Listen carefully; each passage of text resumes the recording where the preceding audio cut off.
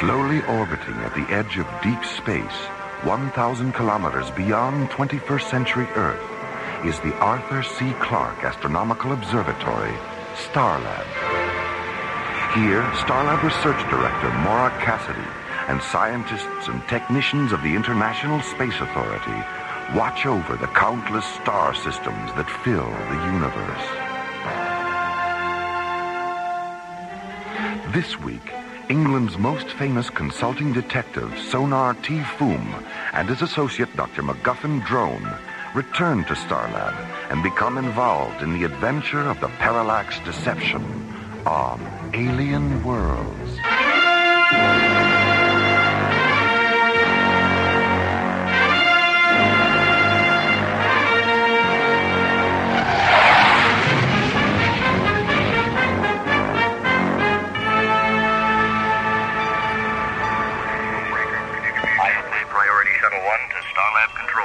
This is Starlab. Go ahead, Shuttle 1. Please stand by for Commissioner White. Jerry, is Maura still on Cronus with Buddy and John? Maura got back this morning, Commissioner. Buddy and John are still there. All right.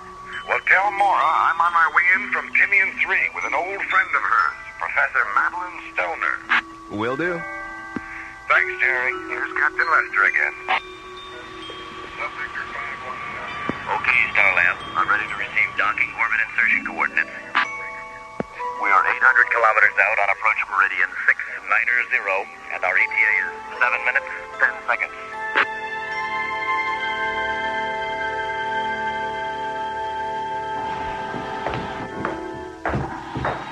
Hello, Maura. How you doing? Oh, hello, Commissioner. Fine. Madeline, is that you? It's me, all right. What did you do to yourself? You look 20 years younger. She is 20 years younger, Maura. What? But how? Solamine yellow, an age reversal serum I've been experimenting with at the Latham Institute. How long have you been experimenting on yourself? 5 weeks. You've lost 20 years in just 5 weeks? Mm-hmm. If this isn't some kind of miracle, I don't know what is. Well, there's still a lot of work to be done, Maura. Control group studies, long-term side effects, things like that. I'm leaving for England tomorrow to work with an old friend of mine. Maybe you've heard of her, Dr. Vivian Stanchel. Mm-hmm. Sure, I know her work. Well, she owns a private research lab near London, so we're going to start conducting some advanced experiments with the serum. How many people know about Solamine Yellow, besides Oliver Latham and Dr. Stanchel? The 5 ISA charter scientists we met with yesterday on Timian 3, and England's most famous consulting detective, Sonar T. Foom. Why is Mr. Foom involved? Well, since half the universe would beat a path to Madeline's door if they knew about the serum, the project's top secret. And since Foom knows everything there is to know about keeping a secret... The ISA has engaged him to work out the security arrangements for Dr. Stanchel's laboratory. Right. Foom and Dr. Drone will be here in the morning. Well, it's way past midnight. I've got a long day ahead of me tomorrow. Will you show me to my quarters, Maura? Of course, Madeline. And you, Commissioner? I think I'll wander around Starlab for a while. See you in the morning. Okay, Commissioner. Night. Night. Night, Matthew. Good night.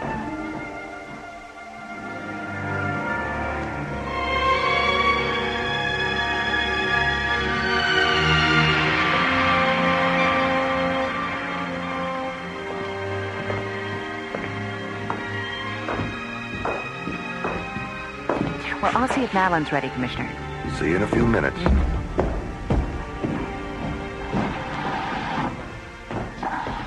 Madeline.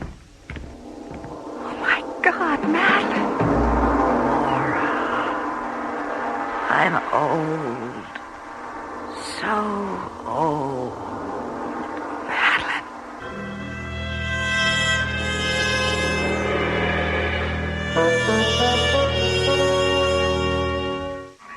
Okay, Starlab. I'm ready to receive docking orbit insertion coordinates.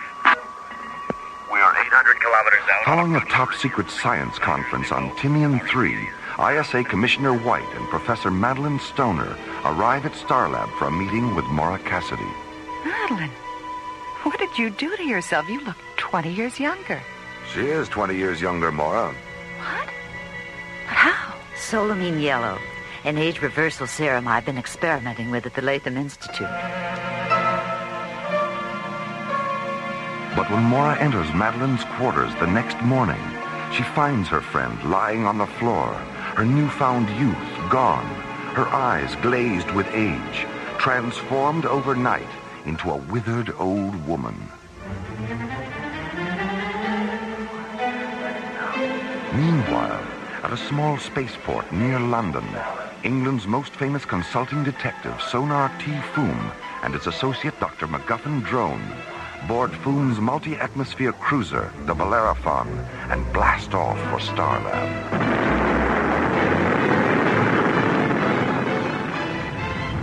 All right, Drone. Reduce power 30% and ease back on the controls. Yes. Good. Now, stabilize the attitude gyros and engage the autopilot. Autopilot. Well done, my dear Drone. You really are becoming a first-rate pilot. Well, by Jove, thank you, Foom. That's quite a compliment coming from you. Yes. Now, let me see.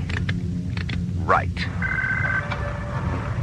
Starlab Control, this is the Bellerophon. Dr. MacGuffin Drone in the driver's seat, Sonar T. Foom at the onboard computer. Anyone at home up there? This is Starlab, Mr. Foom. Please stand by for Dr. Cassidy. Mr. Foom. Hello, Maura. Nice to hear your voice again. Mr. Foom, someone tried to kill Madeline Stoner last night. Great Scott. She's in a coma, and it doesn't look like she's going to make it. We'll be there in 5 minutes, Maura. Full power, Drone.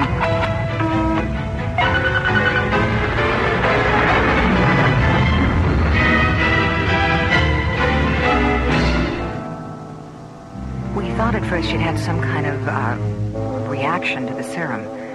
But when Dr. Rossiter examined her, she found this in Madeline's back. Why, looks like a needle from an old-fashioned hypodermic syringe. I'm afraid not, Drone. This is a projectile from an extremely powerful compressed air pistol, and I'm certain the blue stain on its tip is a lethal poison. The weapon that fired this is used exclusively by the Zil assassination regiments on Shakandra. Why would a Zil assassin want to kill Madeline anyway? And how on earth would one of them get aboard Starlab without our knowing it? I mean, my God, Shakandran adults are 8 feet tall. Someone would have noticed him. Where in Professor Stoner's body was this projectile found? In her back, about 3 inches below the base of her skull. The point was embedded in the first cervical vertebrae. It's fortunate the bone prevented it from entering her body completely. Oh, why do you say that, Foom? This projectile is made of a synthetic metal that is 100% chromic. Chromic? What do you mean? A chromic substance is one that dissolves in the body without a trace, Commissioner. If that projectile had penetrated completely, we'd still be operating under the delusion that Professor Stoner did, in fact, experience a negative solamine yellow reaction. That probably is what the would-be assassin wanted us to think. Yes. Commissioner, do you have a sample of the serum with you?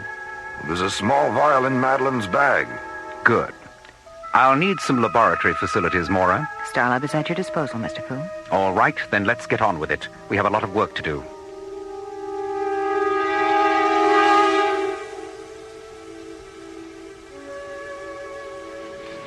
Why is this Mycroft computer of yours taking so long to analyze our experiments, Maura? Seems like we've been staring at this blank screen for days. Here's our data now. Projectile 100% chromic, tip substance 30% verthiolate, 70% unknown.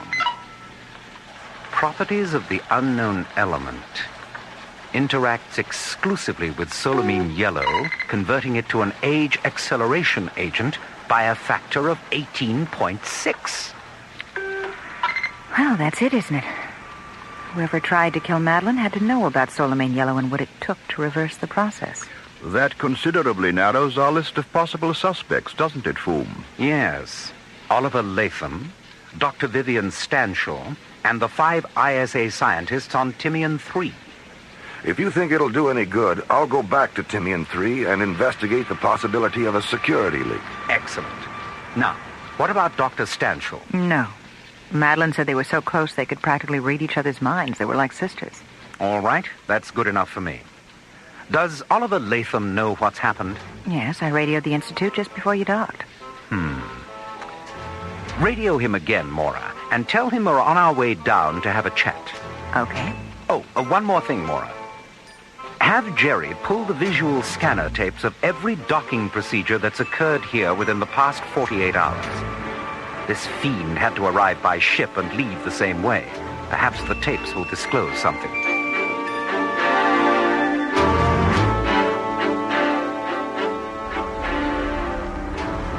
At 0940, the Bellerophon rockets away from Starlab, banks 180 degrees, and jets away toward the Earth.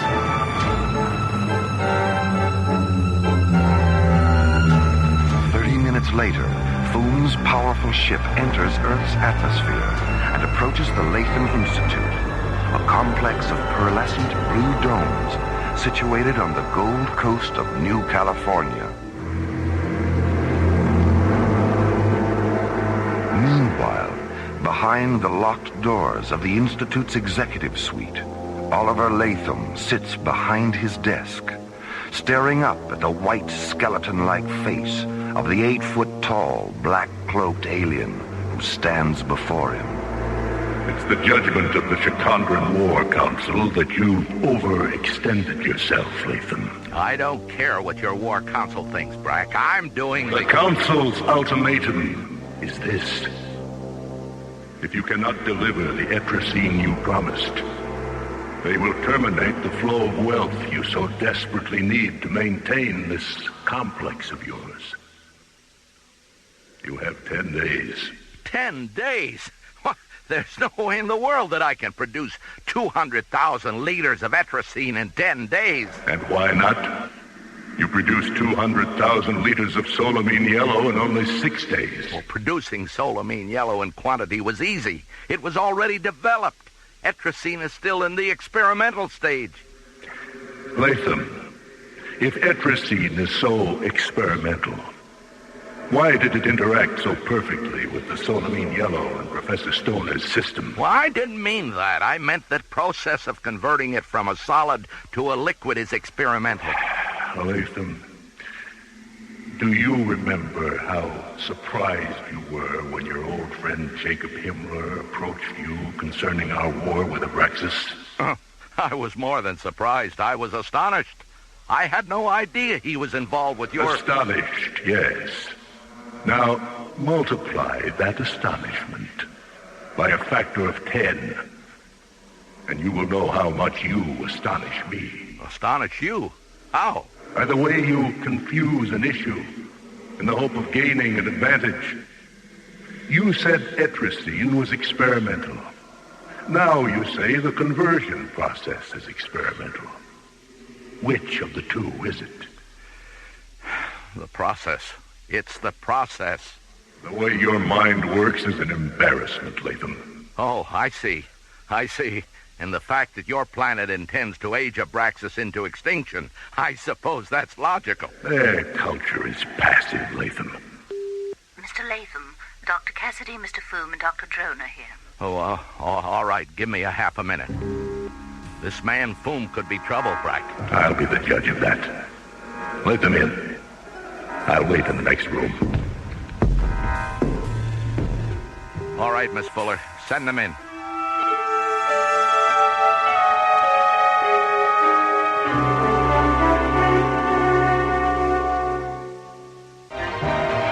Hours after entering Oliver Latham's office, Mora, Dr. Drone, and Sonar T. Foom return to the Institute's spaceport, board the Bellerophon, and blast off for Starlab.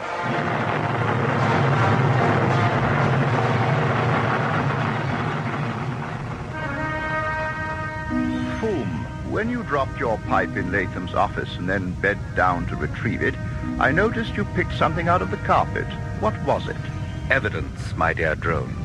Evidence that will send Oliver Latham straight into Jastrow prison for the attempted murder of Madeline Stoner. I don't believe it.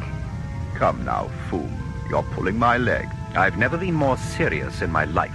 But what possible motive could he have? Unimaginable wealth, Mora. A fortune in capricite gemstones, the currency of Shikandra. What makes you think Shikandra has anything to do with this? Elementary, my dear drone. The faint, lingering fragrance of night blossom perfume in Latham's office. Perfume? Yes. The Zill assassins on Shikandra anoint themselves with it as part of a self-purification ritual. All right, let's assume Latham is responsible. How did he get aboard Starlab? And what about the fact that he was in his office from 7 last night until 7 this morning? His door was open. A dozen people saw him. Oh, they saw him, all right. The bandage on the palm of his left hand proves that. Bandage? Yes. Full speed ahead, drone. I'm anxious to peruse Jerry's docking bay tapes.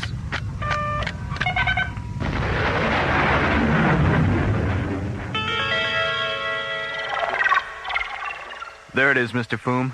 Lunar Shuttle 135. It came in late last night after the pilot radioed he was having trouble with the life support system. A perfect excuse to get out of the shuttle wearing the perfect disguise. A pressure suit and helmet. What else, Jerry? The stripes on the tail fin. Now, it should be a red stripe, then a stripe of yellow and black checkerboard, then a blue stripe. The red and blue stripes on this shuttle are reversed. Aha. So I called Lunar Base Operations. There is no such vehicle as Lunar Shuttle 135. All right, then. Mora, radio the Institute and have Latham meet you in Professor Stoner's lab at 10 o'clock this evening. Tell him the ISA has authorized you to pick up her personal effects. All right. Drone, take the Bellerophon to London and pick up that special equipment we talked about. Meet us at the Institute spaceport no later than 9 o'clock.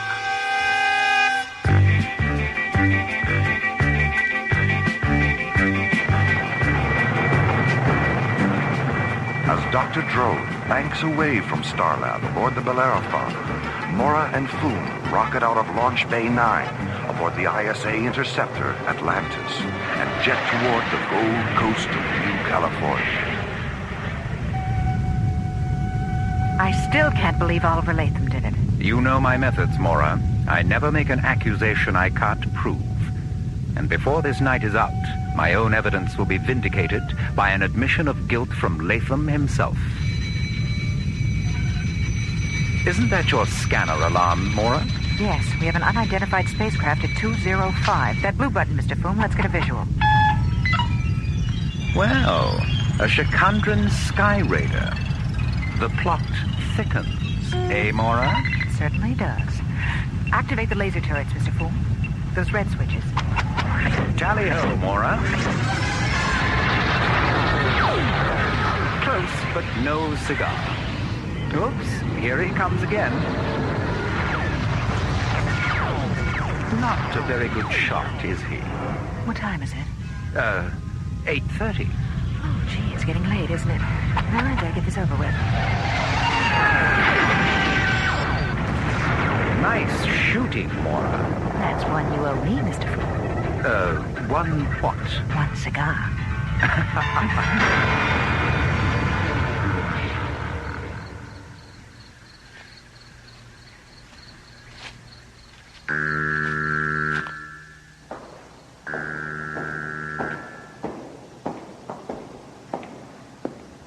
Dr. Cassidy, are you here? Over here, Oliver. Madeline. The needle didn't penetrate far enough. Oh, Oliver. Why? Why did you do it? The Institute needed money, Madeline. Solamine yellow and etrazine together. The perfect biochemical weapon. I could have made a fortune. But you said no. No more weapons. Life, not death. And I pretended to agree. I never wanted to hurt you, Madeline. It was Brack's idea. I had no choice. He said it was a matter of survival, the taking of one life in order to preserve the future of the Institute. I'm sorry, Madeline, but I'm afraid that equation for survival still stands. You can't kill me again, Oliver. I don't exist. Madeline? Madeline, come back! Come back, Latham. She was never here. She died half an hour ago. No, she can't be. She's alive. She was standing over there. You've been tricked, Latham. The same way you tricked everyone into thinking you were in your office the night you shot her. What? You've been talking to a hologram, Latham. What? Vanessa? Madeline? Sorry to disappoint you, Latham, but this happens to be Miss Vanessa Lockwood, one of the Royal Shakespeare Company's most versatile and talented actresses. Mr. Latham? Vanessa has been good enough to play the role of Madeline Stoner in the next room, while we projected her holographic image into this room. Major, get him out of here. Come with us, Mr. Latham. You're under arrest. The Institute needed money. I could have made a fortune. It was Brack's idea. Would you mind clearing up a few things, Mr. Foom? Jerry's explanation was a little sketchy. What was your first clue? This silverized prism fragment I picked out of the carpet in Latham's office. It's from a parallax mirror, that part of a holographic projector concerned with stabilizing the image in relation to the viewer. He accidentally broke the mirror while disassembling the apparatus and cut himself picking up the pieces. But, Sonar, doesn't the thing one wishes to project have to be somewhere nearby? Normally, yes, but Latham used a pre-programmed visual scanner tape, which permitted him to be in two places at once when he isn't really anywhere at all. He planned it so perfectly. 24 hours ago, it seemed impossible that he could have done it. Nothing is perfect, Maura.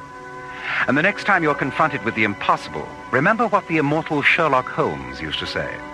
When the impossible is eliminated, what remains must be the truth, no matter how improbable that truth may be.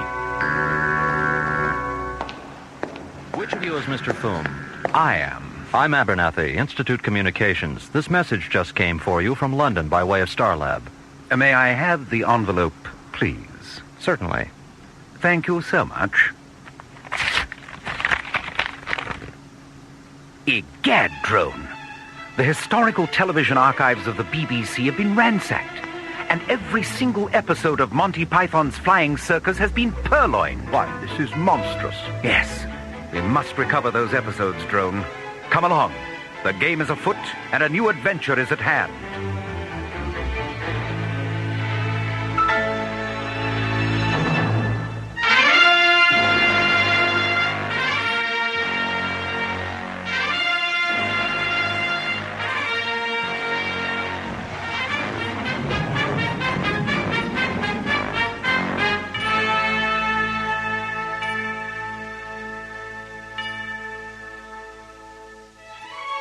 The Adventure of the Parallax Deception was written by Ron Thompson and starred Linda Gary, Roger Dressler, Corey Burton, and the Watermark Players, with special guest stars Philip Clark as Sonar T. Foom, Bernard Fox as MacGuffin Drone, Jesse White as Latham, Irv Immerman as Brack, and Corinne Conley as Madeline Stoner. Associate producer Ron Thompson. Music director, Tom Rounds. Engineer, Stu Jacobs. Technical consultant, Peter Sky. Assistant to the producer, Jim Cook. Alien Worlds was created, produced, and directed by Lee Hansen. This episode of Alien Worlds is dedicated to the memory of Sir Arthur Conan Doyle, creator of England's most famous consulting detective. And so until next week, this is Roger Dressler, inviting you to join us for a question of conscience from the elsewhere and elsewhen of Alien Worlds.